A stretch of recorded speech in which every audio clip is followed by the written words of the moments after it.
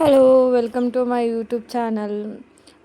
ಇವಾಗ ಸೀಮಂತದ ವಿಡಿಯೋ ಆಗ್ತಾಯಿದೆ. ಇದು ಮೊನ್ನೆ 2 ಹಾಕಿದ್ದೆ. ಸೊ ಇದು ಸೀಮಂತಕ್ಕೆ ಯಾವ್ಯಾವ ಥರ ನಮ್ಮ ಮನೆಯಲ್ಲಿ ಒಂದು 15 ದಿನ ಮುಂಚೆನೇ ಯಾವ್ಯಾವ ಥರ ಎಲ್ಲ ರೆಡಿ ಮಾಡ್ಕೊಳ್ತಾ ಇದ್ರು ಅಂಥೇಳಿ.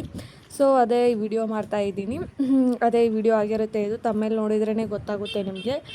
ಸೊ ಬೆಳಗ್ಗೆ ಎದ್ದ ತಕ್ಷಣ ಲೆಮನ್ ವಾಟರ್ ಕುಡಿದು ಒಂದು ಸ್ವಲ್ಪ ಉಗುರು ಬೆಚ್ಚಗನೆ ಇರುವಂಥ ನೀರಲ್ಲಿ ಲೆಮನ್ನು ಮತ್ತು ಹನಿ ಹಾಕ್ಕೊಂಡು ಕುಡಿತೀನಿ. ಯಾವುದಾದ್ರೆ ಹಣ್ಣು ತಿನ್ಬೇಕನ್ಸಿದ್ರೆ ಮುಂಜಾನೆ ಎದ್ದು ತಿನ್ಕೊಂಡ್ಬಿಡ್ತೀವಿ. ಆಮೇಲೆ ಒಂದು ಸ್ವಲ್ಪ ಊಟ ಅದು ಎಲ್ಲ ಕೆಲಸ ಆದಮೇಲೆ ಕಟ್ಟಿ ಕುತ್ಕೊಂಡು ನಾನು ಸುಂತ ಅಕ್ಕ ಮತ್ತು ಪವಿತ್ರ ಎಲ್ಲರೂ ಕಟ್ಟಿ ಕುತ್ಕೊಂಡು ಏನೋ ಹರಟೆ ಹೊಡ್ಕೊಂಡು ಕೂತ್ಕೊಳ್ತಾ ಇರ್ತೀವಿ. ಬಟ್ ಇವತ್ತು ನಾನು ಸುಂತ ಅಕ್ಕ ಕುತ್ಕೊಂಡು ಹುಣಸೆ ಹಣ್ಣು ತಿಂತಾಯಿದ್ವಿ. ಯಾಕೋ ಹುಣಸೆ ಹಣ್ಣು ನೋಡಿದ ತಕ್ಷಣ ಹುಣಸೆ ಹಣ್ಣು ತಿನ್ಬೇಕನ್ನಿಸ್ತು. ಸೊ ತಿಂದ್ವಿ. ಹಾಗೆ ಪ್ರದೀಪ್ತಂದು ಒಂದು ಫೋಟೋಶೂಟ್ ಇಟ್ಕೊಂಡಿದ್ವಿ. ಮುಗಿದ್ಮೇಲೆ ಎಲ್ಲರೂ ಕೂತ್ಕೊಂಡು ಈವ್ನಿಂಗ್ ಆಗಿತ್ತಲ್ಲ, ಈವ್ನಿಂಗ್ ಫೋಟೋಶೂಟ್ ಮಾಡ್ಕೊಂಡಿದ್ವಿ. ಈವ್ನಿಂಗ್ ಫೋಟೋಶೂಟ್ ಮುಗಿದ್ಮೇಲೆ ಪ್ರದೀಪ್ತ ಅಷ್ಟರು ಕೂತ್ಕೊಂಡು ಚುಮ್ಮರಿ ಅದು ಇದು ಏನೋ ತಿನ್ಕೊಂಡು ಸ್ನ್ಯಾಕ್ಸ್ ಎಲ್ಲ ತಿನ್ಕೊಂಡು ಟೈಮ್ ಪಾಸ್ ಮಾಡ್ತಾಯಿದ್ವಿ. ಸೊ ಅದರಲ್ಲೇ ಪ್ರದೀಪ್ತಂಗೆ ಬೆಕ್ಕು ಮತ್ತು ನಾಯಿ ಕಂಡ್ರೆ ಸಖತ್ ಇಷ್ಟ. ಸೊ ಅವು ಬೆಕ್ಕಿಗೆ ಚುಮ್ಮರಿ ಹಾಕ್ಕೊಂಡು ಇದು ಮಾಡ್ತಾಯಿದ್ದ. ನೀ ತಿನ್ನೋ ಅಂತಂದರೆ ಬೆಕ್ಕಿಗೆ ಸಖತ್ ಚುಮ್ಮರಿ ಹಾಕಿ ಆಟ ಆಡ್ತಾಯಿದ್ದ. ಅದು ಹೇಗೆ ಬರ್ತದೆ ನೋಡಿ ಚುಮ್ಮರಿ ತಿನ್ನೋಕ್ಕೆ.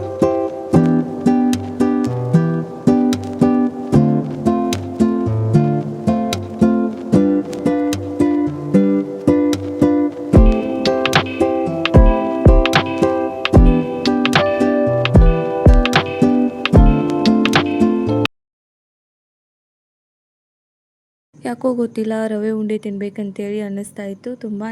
ಸೊ ಅತ್ತೆಗೆ ಹೇಳಿದೆ ರವೆ ಉಂಡೆ ಮಾಡಿ ಅಂಥೇಳಿ. ಸೊ ಹೇಳಿದ ತಕ್ಷಣವೇ ಮಾಡಿಕೊಟ್ರು ಅದೇ ಗಡಿ ಸಾಯಂಕಾಲ.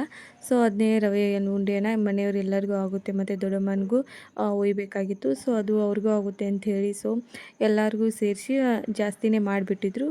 ಸೊ ಎಲ್ಲರೂ ಉಂಡೆ ತಿಂದ್ಕೊಂಡು ಸಾಯಂಕಾಲದ ಊಟ ಮಾಡ್ಕೊಂಡ್ಬಿಟ್ವಿ. ಇನ್ನು ಸೀಮಂತಕ್ಕೆ ಒಂದೇ ವಾರ ಬಾಕಿ ಇತ್ತು.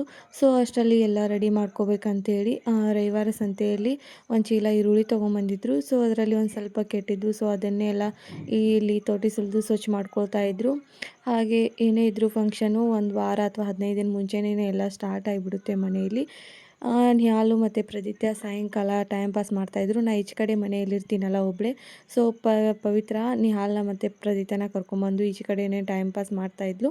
ಸೊ ಹಾಗಂದರೆ ನನಗೂ ಟೈಮ್ ಪಾಸ್ ಆಗುತ್ತೆ ಅಲ್ಲ, ಒಬ್ಬಳೇ ಅಂದರೆ ಬೇಜಾರಾಗುತ್ತೆ.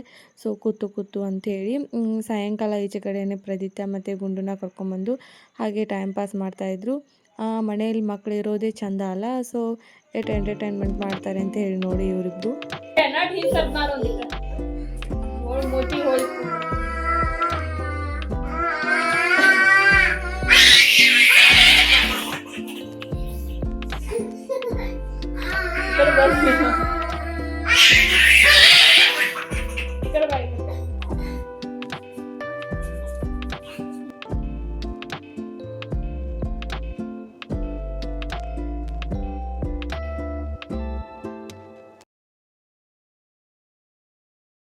ಪ್ರದಿತ್ಯ ತುಂಬ ದಿನದಿಂದ ಒಬ್ಬನೇ ಇದ್ದು ರೂಢ ಆಗಿಬಿಟ್ಟಿದೆ ಅಜ್ಜಿ ತಾತಂಗೂಡ.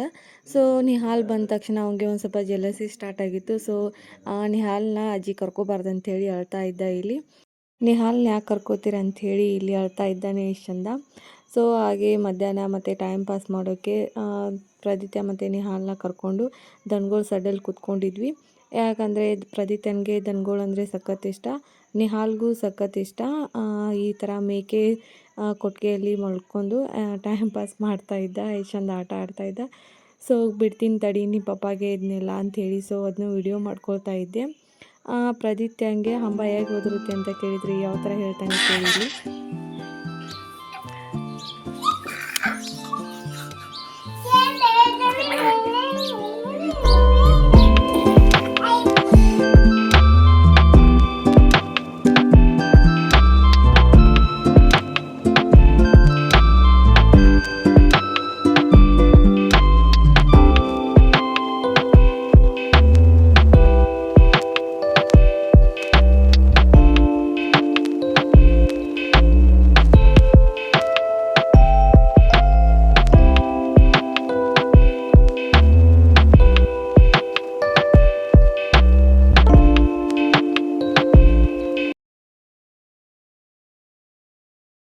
ಸೀಮಂತಕ್ಕೆ ಅಡುಗೆ ಮಾಡಲು 3 ದಿನ ಮುಂಚೆನೇ ಎಲ್ಲ ಸಂತೆ ಮಾಡ್ತಾಯಿದ್ರು.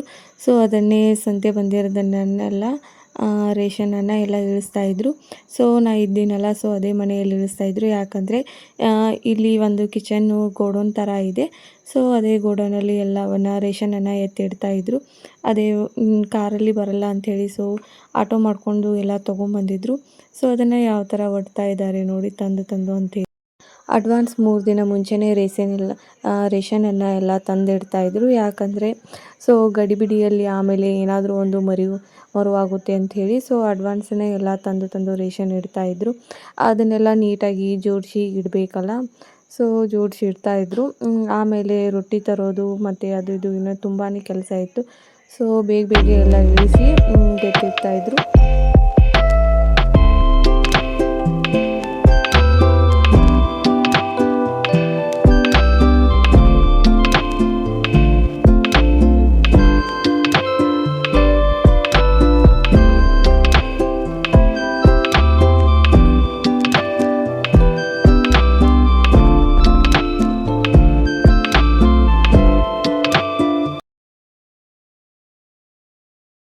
ಹೊರಗಡೆ ಊಟ ಮಾಡೋರಿಗೆ ತುಂಬಾ ಜಾಸ್ತಿ ಬಿಸಿಲಾಗುತ್ತೆ ಮಧ್ಯಾಹ್ನ ಅಂದರೆ ಅಂಥೇಳಿ.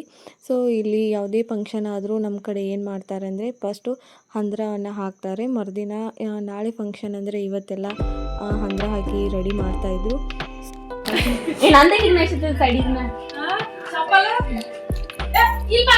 ಚಪ್ಪಲ್ ತೋರ್ಸ ಅಂಜಿ, ಏ ಅಂಜಿ ಅವ್ನು ಬಿಡ, ಚಪ್ಪಲ್ ತೋರ್ಸ, ಅವ್ನು ಬಿಡುವ. ಏ ಬರ್ರಿ ಮ್ಯಾಚಿಂಗ್ ಚಪ್ಪಲ್ ತಗೊಂಡೆ ಅಂಜಿ, ಹಿಂದಾಗಿ ಸಾರಿ ಮ್ಯಾಚಿಂಗ್ ಇವಾಗ ಅವ್ನು ಬೆಂಗ್ಳೂರು ಹಾಕೊಂಡೋಗಿ ಇವನ ಅದನ್ನ. ಸಾಯಂಕಾಲ ಊಟಕ್ಕಂತ ಹೇಳಿ ಎಲ್ಲ ಹಪ್ಪಳ ಶಾಂಡ್ಗಿ ಕರಿತಾಯಿದ್ರು. ಸೊ ಸಾಯಂಕಾಲ ಆಗಿತ್ತಲ್ಲ, ಹಾಗೆ ಟೀನು ತೊಗೊಂಬಂದಿದ್ಲು ಸೌಮ್ಯ. ಅದ್ರ ಜೊತೆಗೆ ಹಪ್ಪಳ ಶಾಂಡ್ಗಿನೂ ತೊಗೊಂಬಂದಿದ್ಲು ಟೀ ಜೊತೆ ತಿನ್ನೋಕ್ಕೆ ಅಂತೇಳಿ. ಸೀಮಂತಕ್ಕೆ ಎಲ್ಲರೂ ಮೆಹಂದಿ ಹಾಕೋತಾರಲ್ಲ, ಸೊ ಹಾಗೆ ನನಗೂ ಫಸ್ಟ್ ಮೆಹಂದಿಯನ್ನು ಸಾಗರ್ ಕಡೆ ಒಂದು ಸ್ವಲ್ಪ ಆದರೂ ಹಚ್ಕೋಬೇಕಂತೇಳಿ ಸೊ ಆಸೆ ಆಗ್ತಾಯಿತ್ತು. ಸೊ ಸಡನ್ಲಿ ನಾ ಮೆಹಂದಿ ಹಾಕುವಾಗಲೇ ಸಾಗರ್ ಬಂದುಬಿಟ್ಟ. ಸೊ ಒಂದು ಸ್ವಲ್ಪ ಟಿಕೆ ಇಟ್ಟು ನನಗೊಂದು ಸ್ವಲ್ಪ ಡಿಸೈನ್ ಮಾಡುವಂದ ತಕ್ಷಣ ಈ ಥರ ರೌಂಡಾಗಿ ಇಟ್ಕೊಟ್ಟಿದ್ರು. ಒಂದು ಕೈಗೆ ನಾ ತಗೊಂಡಿದ್ದೆ, ಅಂದರೆ ಸಾಗರ್ ಮೆಹಂದಿ ಹಚ್ಚಿದ್ದೆಲ್ಲ, ಸೊ ಆ ಕೈಗೆ ನಾ ತಗೊಂಡು ಆಮೇಲೆ ಇನ್ನೊಂದು ಕೈಗೆ ಮಾದೇವಿ ಕಡೆ ಮೆಹಂದಿ ಹಚ್ಕೊಂಡ್ಬಿಟ್ಟೆ. ಅಂದರೆ ಈ ಕೈಗೆ ಹಚ್ಕೊಳಕ್ಕಾಗಲ್ಲಲ್ಲ, ಸೊ ಆ ಕಡೆ ಮೆಹಂದಿ ಹಚ್ಕೊಂಡ್ಬಿಟ್ಟೆ. ಬಟ್ ಆಮೇಲೆ ಯೋಚನೆ ಮಾಡಿದೆ, 2 ಕೈಗೆ ಮೆಹಂದಿ ಹಚ್ಕೊಳ್ತಾ ಇದ್ದೀನಿ, ಊಟ ಹೆಂಗೆ ಮಾಡೋದು ಅಂಥೇಳಿ. ಆಮೇಲೆ ತಂಗಿ ಮತ್ತು ಸಾಗರ್ ಯಾರಾದರೂ ಊಟ ಮಾಡಿಸ್ತಾರೆ ಅಂಥೇಳಿ ಸೊ ಬಿಟ್ಬಿಟ್ಟೆ. ಆಮೇಲೆ ತುಂಬಾ ಲೇಟಾಗಿದೆ ಅಂಥೇಳಿ ಸಾಗರ್ನೇ ಊಟ ಹಚ್ಕೊಂಬಂದರು. ಸೊ ನನ್ನ ಕೈಯಲ್ಲಿ ಮಾಡೋಕ್ಕಾಗಲ್ಲಲ್ಲ, ಸೊ ಅವರೇ ಎಲ್ಲ ಕಲಸಿ ತಿನ್ನಿಸ್ತಾಯಿದ್ರು. ಸೊ ಅದನ್ನೇ ಸೌಮ್ಯ ನಾನು ಸ್ನ್ಯಾಪ್ ಹಾಕ್ತೀನಿ ಅಂಥೇಳಿ ವಿಡಿಯೋ ಮಾಡ್ತಾಯಿದ್ಲು. ಸೊ ಅದು ಒಂದು ಸ್ವಲ್ಪ ಇರಲಿ ಅಂಥೇಳಿ ಹಾಕ್ತಾಯಿದ್ದೀನಿ ಇದರಲ್ಲಿ.